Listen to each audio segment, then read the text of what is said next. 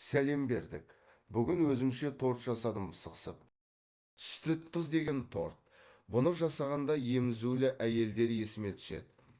Ха-ха-ха. Қай, ата-бабам тортпен шай ішеді деп те ойлап қоямын. Жалпы ойлап тапқан адамға рахмет. Әрине, қалжың, ішімнен ойлап қоямын. Бұны жеген адам семірмегенде қайтеді. Бетіне гүл кремдерін жағуды ұмытып кетіппін. Бұлай дәмді екен. Қонақтарым риза.